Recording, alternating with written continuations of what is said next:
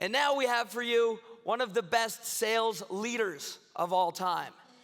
In her first year as CEO of Lee's Air, she skyrocketed revenue from 30 million to over 100 million. And she had a great team, but she did this in a very unconventional way. She turned away her marketing leads and charged forward with the raw power of sales. So ladies and gentlemen, I would love for you all to get loud and make some noise as we welcome Lee's Air's Kathryn Howard! Give it up for Kathryn, everyone! Come on! Oh my God! Wow! Thanks, man! Thank you! Thank you! What's up? Hey! Oh my God! There's people way up there. What's up, Bill? Oh my goodness. Hey, Tippy. Thank you. I am so excited to be out here with you guys today, and we're going to talk about money. I know they've been talking about a lot of things. Sales is great, but sales is about money, let's be honest, right? Are you all with me here? Right. And for the purpose of this conversation, the next few minutes of your life with me, that I am so grateful that you're here past 4 o'clock on a Tuesday afternoon, we're going to agree between you and me that making money is a good thing. Everyone can agree with that. You're alive, you're well, and you want to make money. This is me. My name is Kathryn Howard. For those of you, a lot of you who don't know me yet, it's nice to meet you. Just over a year ago, I took over a company, Lee's Air, that belongs to my brother, who I'll also introduce in this presentation. I get to co-own that with him now. And like he said, when we started around 2023, they did about $34 million in revenue. In 2024, platform-wide, we exceeded $100 million in revenue. Because making money is a good thing, and we're going to talk more about why. To give you realistic numbers there, though, it was from about 34 to 70 million organically. The rest of that, over 30 to 40 million, came from acquisition growth with really, really amazing partners. How much money do you want to make? If you're a salesperson, you might be thinking of your commissions. If you're a CEO or owner in the room, how many salespeople do we have in the room? All right. How many owners and CEOs do we have? All right, you guys might be thinking about profits that you want to add. How many founders and tech startups? You guys might be thinking about funds that you want to raise. How much money do you want to make? If you're human in this room, you're probably thinking about how much money do you want to put into your personal bank account to elevate the quality of life for yourself and the people that you love. And like we said, making money is a good thing. Right here, I told you I would introduce you to my brother Tom. Right here on the left-hand side, that's Kathryn and Tom Howard, and over there on the right, that's what my mother would call Katie and Tommy. And I'll give you, if it's okay with you guys, a quick backstory of how we went from Katie and Tommy to Kathryn and Tom Howard over here. It's pretty, I think, traditional these days. Our parents were divorced when I was very, very young, and we were raised by a single mother through the 80s and 90s, and we were very, very, very poor. Long story short, we dealt with that in very different ways. Tom followed the straight and narrow. A lot of you know him, and ended up acquiring Lee's, purchasing Lee's, I believe in 2012 when it was around $4 million, and grew it successfully, worked with Service Titan, and has done amazing things, and that's what a lot of you know about him. If Tom followed the straight and narrow, I did the opposite of that. However you want to add that up. I was 16 and pregnant long before it was a TV show. Back then in 2002, public high school, once you show, you had to go. I dropped out in the 10th grade. Poverty, substance abuse. I've always had an entrepreneurial mind, which led me straight to federal prison. Cocaine is a really good business if you understand buy low, sell high. It's just, the exit strategy is very poor. Very poor. Don't recommend it at all. Right there. But once I did that and I got out, like a lot of you might have loved ones, or maybe you yourself have, we didn't use the F word, messed some things up in your life. But your past doesn't define your future, right? And I'm going to get to how this comes in to my mission and why driving sales and sales in leadership is so important there, because I had to figure something out. And at first I found network marketing. And why that's important is because in network marketing, to do it and do it successfully, you have to develop systems that are so simple. Anyone can do them because you have like a volunteer workforce. You can be in business for $59, boom, ready to go, right? This is crazy having this big, huge Kathryn up there. Always looking up. Sorry, sidetrack. But you have to have systems that are so simple, anyone can do them, yet so effective that they work to drive revenue, because if they don't produce revenue, they don't get paid and people won't keep doing them. Does that make sense? And how can we apply that to our business? I'll say it one more time, and you might want to write it down, and we're going to revisit it later. You have to have systems that are so simple that anyone can do them, yet so effective that they drive revenue and produce results, okay? So back to this right here. I found network marketing. I got my life together at some point in time. I was going through a divorce. I decided this country wasn't going to be big enough for the both of us. And I told my brother I was going to go to Armenia. He told me at that point in time he was in business in California during the pandemic, and they were having trouble staffing because it was hard to staff in California during the pandemic, especially at entry-level positions.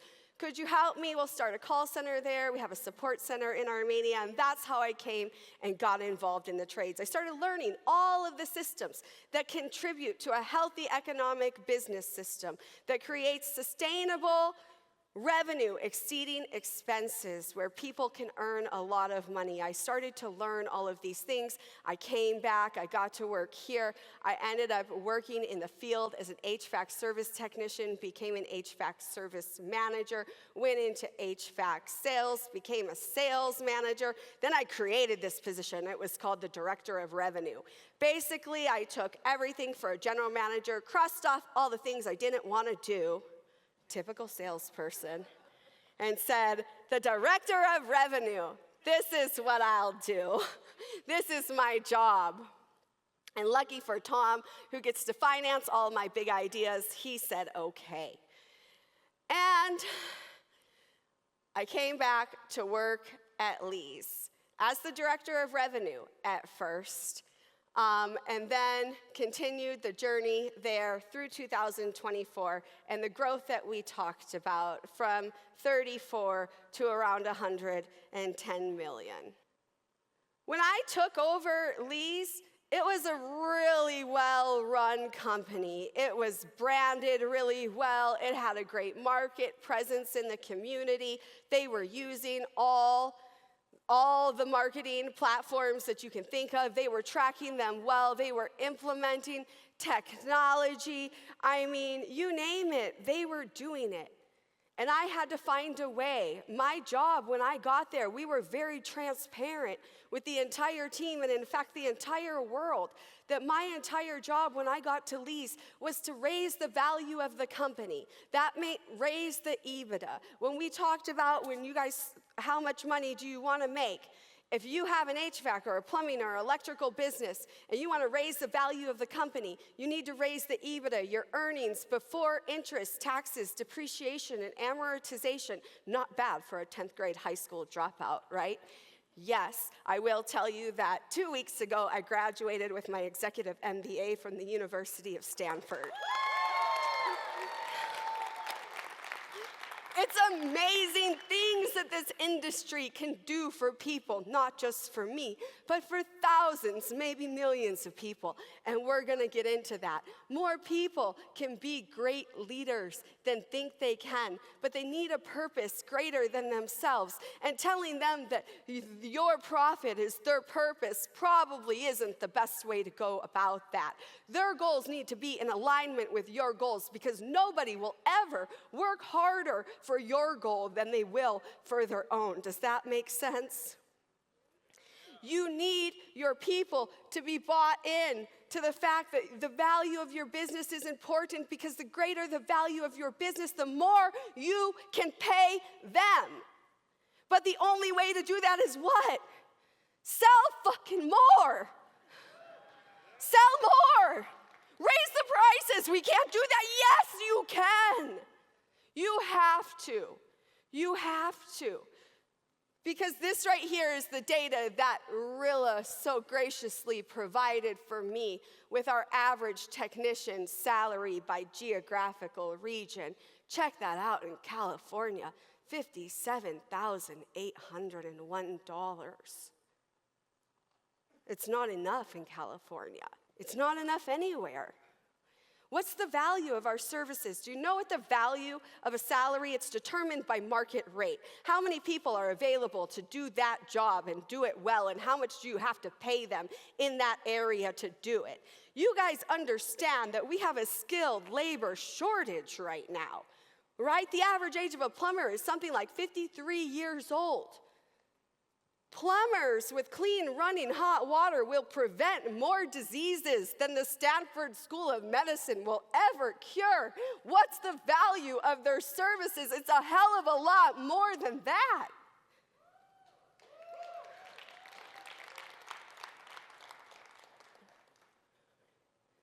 But the only way to do that is to raise consumer perception of the cost of our services on a national level, so that we can raise prices, so that we can raise wages. And when you raise wages, it becomes a more desirable, honorable position. It attracts not only more people in to fill that labor gap that we're experiencing, but a higher caliber of employee.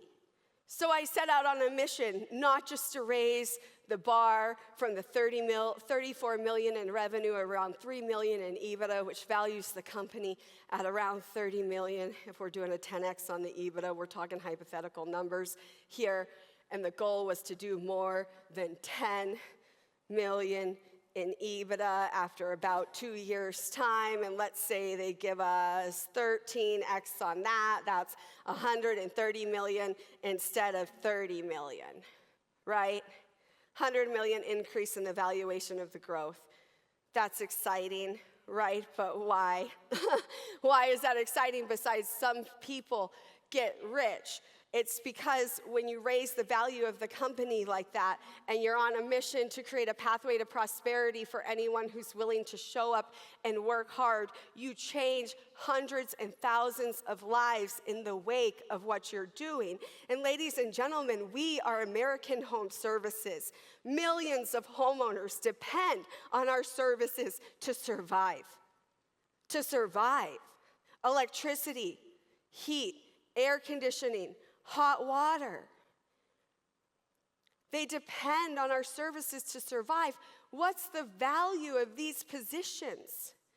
If I raise my prices and I raise my wages and I have a better caliber of employee and I can develop them and train them to the highest levels that my customers have come to expect and are willing to pay for? And what if we all do that? We're trillions and trillions of dollars. If blue-collar people take back the trillions and trillions of dollars of wealth, that people depend on our services to provide, that's enough to buy political seats, it's enough to buy ambassadorships, it's enough to change public policy, it's enough to change the world. Blue-collar American people. So I set out on a mission to create a pathway to prosperity for anyone who's willing to show up and work hard. And this is important regardless of your gender. In HVAC, we are less than 3% women. But women, there is an opportunity for you here. Your race, in plumbing, we are less than 8% black people. There is an opportunity for you in the trades. The country you were born in, immigrants. Come on. There's an opportunity for you here. And this is the one that nobody likes to talk about, but even your criminal history. When we go back to Tom and the story of how we got from there to over here, I realize, and so does he, that there's a lot more of me in the trades than there is of him. And if you made bad decisions in the past, but you have a desire to get right in the future, or maybe it's your brother or your sister or your child or anyone that you love, I can stand here on this stage as a testament to hope that there's an opportunity for you here. Thank you, guys. And we're going to get in to sales and how we do this. By the end of this presentation, we will go over how to identify hidden talent, how to develop that talent, and how to drive a high-performance culture organization-wide. I'm going to introduce you to a few of my fun people. This is Sunny. Sunny is our sales coordinator. I talked to her about when I first met her. She was entry-level position, minimum wage job, showing up waiting to go home. And let me tell you about Fresno. We're headquartered in Fresno. If you don't know anything about Fresno, a lot of you probably don't, it's not a glamorous place. It's an agriculture community, okay? She didn't grow up with the most lavish lifestyle. In fact, she was also raised by a single mother who was a gang member of a popular gang in Fresno and lived most of her life without electricity. She told me a story when her family got a car for the first time. She was 12 or 13 years old, and they went to Clovis. Clovis is the suburbs of Fresno, about 8 miles north of Fresno. And she said she couldn't believe how nice it was. Wow. 12 or 13 years old. That's where she's coming from. We have a lot of these entry-level positions in our industry, right? They come in, and she's not performing at the highest levels. In fact, they told me when I took it over, oh, you probably want to fire her. She's not so great. I thought, okay. And she self-admittedly was operating that way because no one had ever believed in her or laid the pathway, the bricks, the pathway to prosperity for her, and she didn't understand the opportunities that were available. But like we said, more people can be great leaders than think they can. They need a purpose greater than themselves. So they show up, and you have to identify this hidden talent. Today, Sunny is our sales coordinator. She has access to everything on Service Titan. She is the direct liaison between our marketing, our call center, and our sales team. So our sales team has direct communication to pivot in those areas. We could not have accomplished the millions and millions and millions of dollars in growth without her. And they told me, you're probably going to want to fire her. In the midst of chaos, I had fired her manager about 2 weeks into taking over the company. I did fire the current call center manager, and she was working for him. And she came out and she started asking questions, really good questions about how could she help, could she create order that would drive purpose to all of the positions that were in this call center. And I started listening to the questions, and then I was standing behind her on the computer. And she's very, very intelligent, moving the Service Titan around, manipulating all of it very quickly, and understood our CRM on a granular level. I was so excited. I was like, Sunny, come with me. Come with me. We're going to come out here, and I'm going to have you do some things. And that's where we created this position for her. She has access to everything on Service Titan, and she oversees the implementation of all the new technologies that we do at Lee's. We have a culture that supports innovation, and that has given her an opportunity to thrive. She's on a salary, and she's trained to do higher things. She's had several raises, and one very amazing story about Sunny. For those of you who know us, she had never been on a plane. I told you she was 13 years old before she got a car and went 8 miles out to the suburb. When I had met her and she was a low performer and didn't see any future of prosperity for herself, she had never been on a plane. But she had taken over the implementation of new technology, and I'm fast to implement new technology. So when I took over Lee's, we put Rilla in place rather quickly, and I said, hey, chick, I need you to implement this, and she did it. And then Rilla threw a yacht party in Miami. You remember? Sunny went to Miami on the yacht.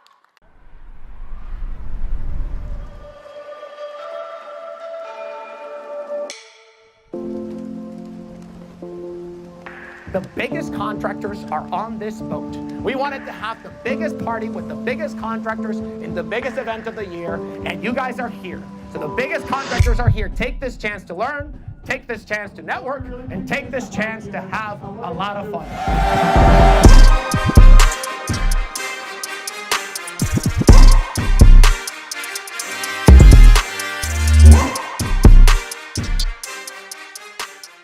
To go to Miami. It was amazing. Sunny's been on many trips now to different things, and she's done training. Recently, last month in January, Sunny got to go to New York City and was on the billboard in Times Square with Rilla. I do want to say real quick, take this moment. All right, great, here we're back in business, but we will take this moment to say thank you to Rilla and what they've done for the trades over the past few years to provide opportunities like that to people like Sunny and myself. But what's the greatest part about Sunny and the other people that I'm going to show you, and why sales is so important, and leadership that supports high-level, high-performance sales is so important, is because the way that it touches lives and creates careers. Sunny has a career in the trades for as long as she needs to earn an income because of the skills that she's learned and developed in our organization. And I really believe, as business owners and leadership that's driven by sales and business, that that's what we're doing here. We're changing lives by creating jobs and providing job training. That's what the trades has always been about, and we're still doing it. This is Kathryn Howard, no relation to us. He was the install manager when I took over the company, but he did start there for $9 an hour, sweeping the shop years and years and years ago, and worked his way up within the business. That's a really common attribute for a lot of people, right? On autopilot, I talked about when I took it over and it wasn't doing so well. He was on autopilot, zero encouragement for innovation and developing new things, and a constant culture of fear. Today, Justin is the general manager in the Fresno location. He started attending Stanford School of Business in 2025 because he's done over a decade of on-the-job training. I need to up-level him with higher education so he understands the financials, why the EBITDA is important, and how the value of a company works to leverage the hundreds of millions, trillions and billions of dollars in the home service industry that comes through for the greater good of the blue-collar people. In July of 2023, the year before, I told you they did $34 million. His team did 79 installs. In July of 2024, he was the install manager with the same team. The same team and the same manager in the same market in the same building. They did 239 residential HVAC installs. Justin is also an equity partner in Lee's, as are many of our critical employees, because they understand the importance of building a valuable company. This is Orlando. He's one of our service technicians, HVAC service technicians. Sebastian spoiled it earlier. You did see our top selling HVAC service technician did complete $19.7 million in sales last year from a truck, from an HVAC service truck, and he gets paid an hourly wage plus 7 to 10% commission. You can add up his personal income. But this is Orlando. When we got there, I talked to him about how was your life as a technician, because I believe our technicians are our most valuable employees. And he said it was an isolated work environment. He didn't really know how he was doing. He just got in his truck and went to his calls every day. Not a lot of communication with the management. There's a lack of confidence in the leaders. They weren't holding him accountable. So they probably weren't holding anyone accountable, and they weren't really sure what their KPIs were, and there was no transparency with numbers and goals. He was waiting for an opportunity, a pathway to prosperity, to show up and thrive, and he's a technician. This year, he experienced growth through teamwork. He was one of the technicians that we invested heavily in his personal and professional development. 2023, he made around $100,000 in personal income. In 2024, he exceeded $500,000 in personal income. We can go back to my statement about what I truly believe is the value of my technician services. High performance is a lifestyle. We can do all the sales training that you want. How many estimates do you make? What do you name them? What order do you put them in? When you get out of the truck, do you wave right away? Do you knock on the door, or do you ring the doorbell? When you're talking to the customer at the table, do you keep your hands in your pocket, or do you take them out? I've got all of these questions, and they blow my mind because none of it matters. Do you know what the skill set is that you need to thrive as a high-performance sales closer in any environment? You need the professional posture to control the conversation for the desired outcome. That's it. The objections have been the fucking same for 50 years, people. And you want a course on how to overcome objections? I did service MVP on a VHS tape. It's the same objections. Do your technicians have the professional posture to control the conversation for a desired outcome? Do they have the income to own their own home so that they understand what the decision-making process is like when you're selling them a $30,000 new inverter? Do they? I don't know. You let me know. But that's the difference. That's the difference between leadership that supports sales and understands that the quality of life, like what we talked about, how much you want to make money, how much money do you put in your bank account because it affects the quality of life for you and the people that you love. That's their fucking goal. And their goal needs to be in alignment with my goal, which is the EBITDA, to value my company the highest so that we're the most valuable company to take the best corporate partner that's available to us at the end of this year. And they believe in it, and they link arms with me, and we go forward. Not everybody. Not everybody. Not a lot of people, actually. I'm not everyone's cup of tea. That's okay. I'm a few people's shot of vodka, and they fucking rock. If you don't know where you're going, you might not get there. A lot of you have heard that before, but if you don't tell people where you're going, you might not get them to follow you there. If you're preparing your company for exit and hiding, how can their goal be in alignment with yours? If you don't believe that having the most valuable company possible is the best thing for you and your people, how can their goals be in alignment with yours? And how are you going to be a sales-driven leadership organization? So how you identify the hidden talent in your organization that can go from these big steps from $100,000 to $500,000 in personal income. We had they had a reward ceremony recently, and they had the number one service technician. And they talked about his income, and it was so high. And I asked in the leadership group, well, what did he do before this? And they all looked at me, and I was like, why are they looking at me like that? And they said, Kathryn, he picked fruit in the fields. He exceeded $500,000 in personal income. That is life-changing for someone who came here for a better life. Like so many people in our industry do, and they're waiting for you to give them the opportunity. They're curious, they ask questions. They talked about, we don't run all marketed leads. I had an employee come to me who's been at least for over 20 years.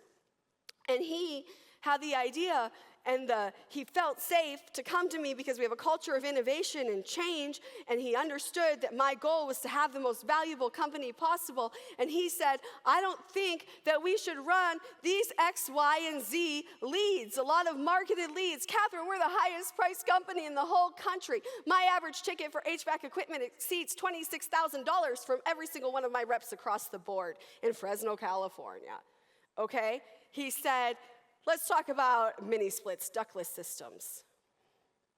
On that, if we're priced so high because we're the premium provider and we use the highest level of equipment, and these are the people who trust us for all of our home service needs, I don't think that we should be running these because we kind of price ourselves out of the market. We don't specialize in them.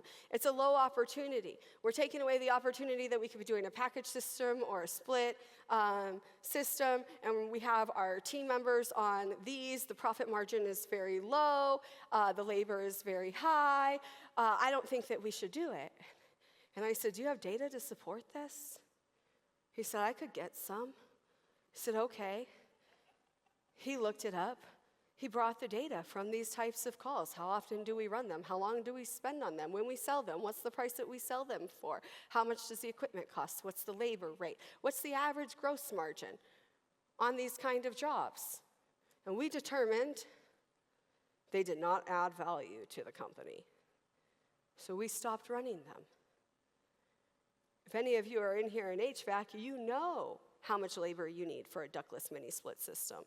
And you know that they cost like less than half of the full system. So pass it to your competitor. That's okay.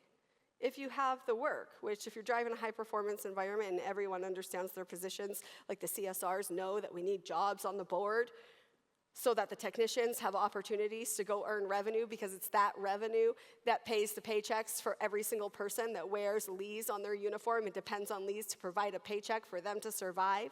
The warehouse staff, the installers, your management staff, your CSRs, they all depend on the technicians who produce revenue to close the deal so that we can fill their money with bank account on payday.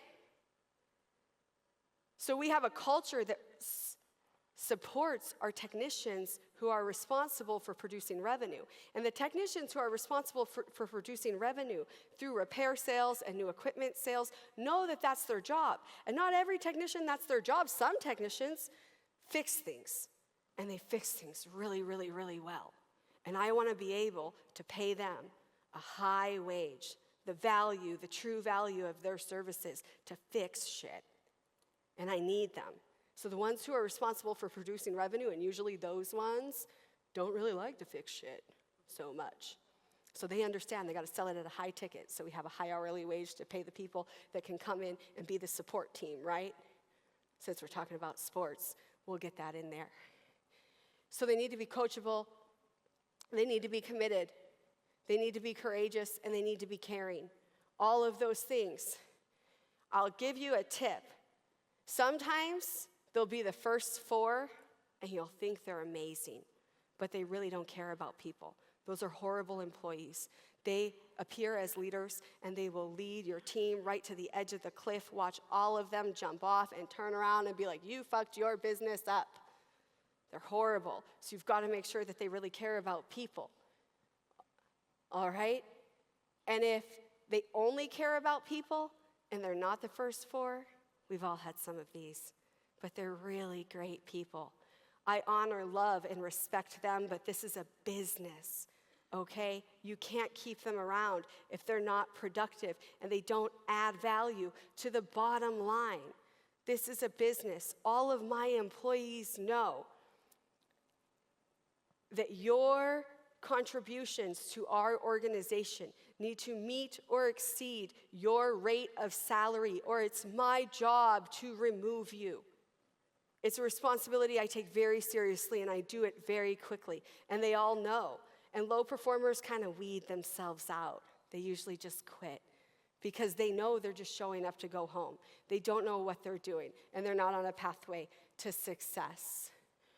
When you do these things and you identify your top performers and you plug in with them and develop in them and give them systems by implementing new technology that are so simple anyone can do them, that gives them the opportunity to walk down the pathway to prosperity, yet so effective that they work, that they produce revenue, that they can watch their personal income go from under $100,000 to over $500,000 and see the technicians in front of them, not one, not two, but 3 of them that I have in 7 figures of personal income last year. They know the pathway exists, regardless of your gender, your race, the country you were born in, and even your criminal history. If you're willing to show up and work hard in American home service businesses, you can make it over here. If you're an entrepreneur, the amount of wealth that you can gain and the impact that you can make to change lives is mind-blowing. When you give them the systems, their average ticket size goes up. When you give them the systems and they follow them because their goals are in alignment with yours, the effect on their close rate goes up. When you give them the systems, the processes, and they follow them, their average sale will skyrocket. When you find this talent, you have to build it. You have to trust that they're really, really, really amazing. You have to provide them the training. You have to pay for it. You have to pay for Stanford. You have to pay for the training. You have to pay for the technology. I had another an operator who I really respect, who came to my business and he said, I have to open up your CRM, your service titan, and see how Phil is doing this many sales, because logistically, I just can't figure it out. 19.7 million in a truck, he's going to these calls, that's so much, what is he doing? And he came and he's looking at my stuff and he says, oh, well, you're implementing this, and oh, well, you're implementing that, and oh, well, you're implementing this.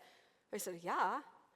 We're implementing all the new technology, and I have the people in place that operate it, and we use it to increase our operational efficiencies, so we provide a more premium product at a higher volume, and we make more money, and I pay people more. And the side effect of that is our EBITDA goes up, and the value of our company has effectively gone from 30 million to over 300 million in the space of less than 15 months.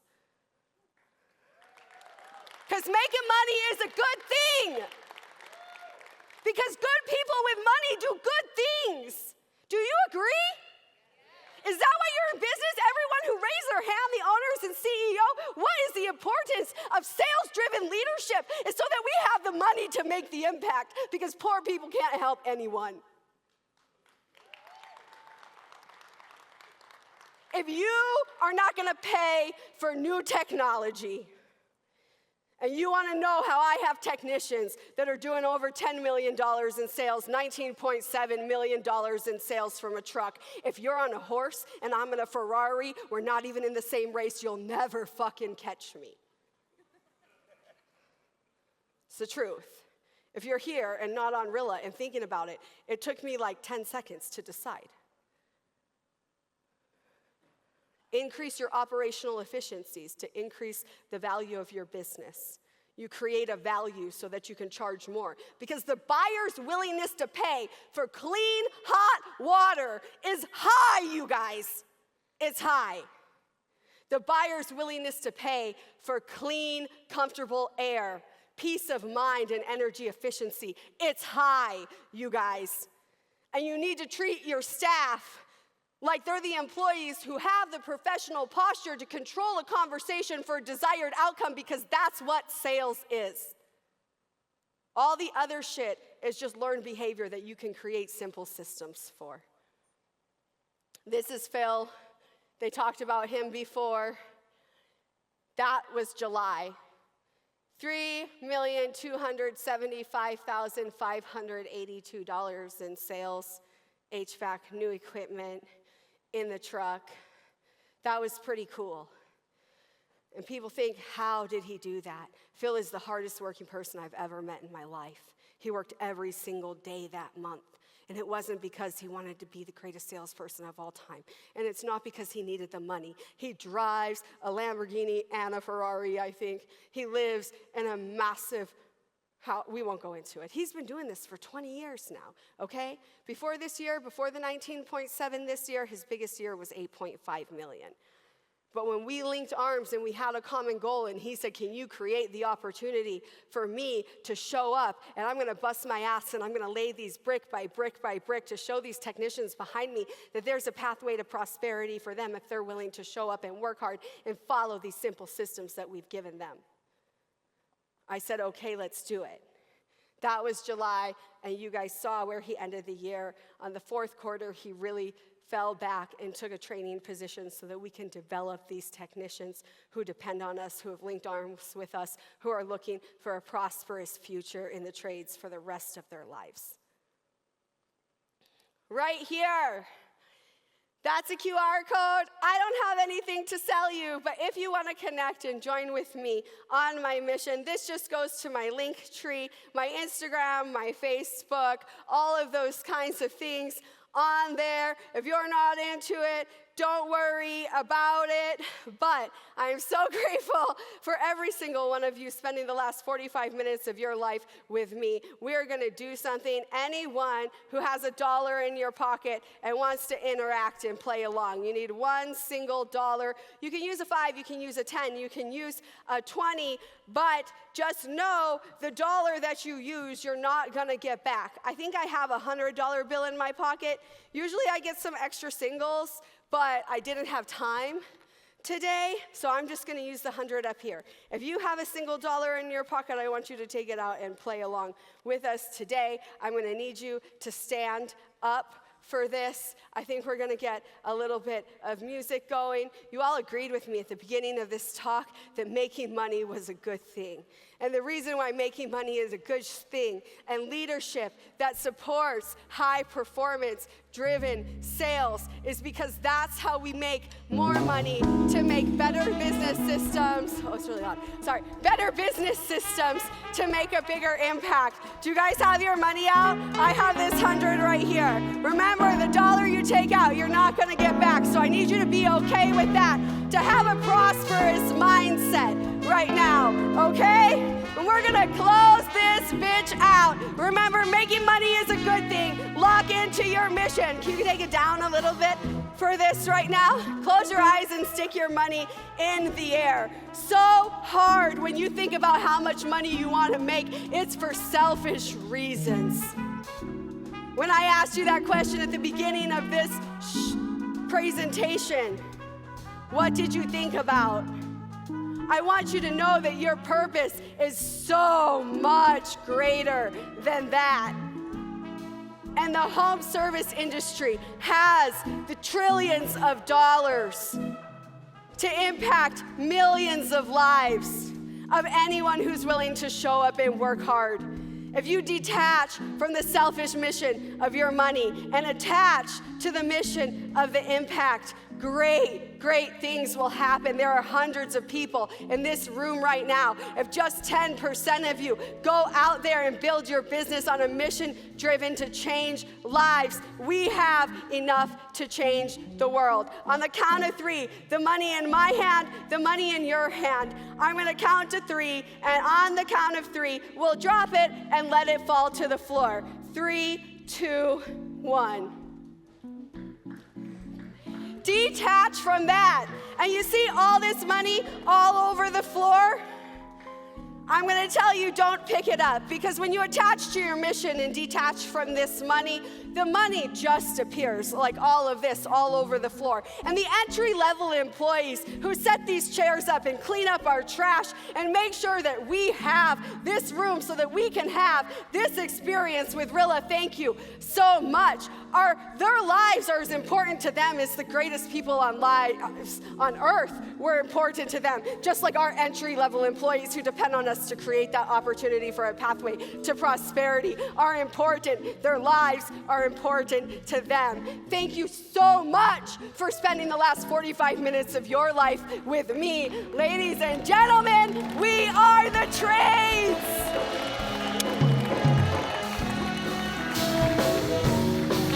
Kathryn Howard! Yes! Yes, Kathryn Howard! You killed it! One more time for Kathryn, everybody, come on! Isn't she the best? Take a bow! Yeah!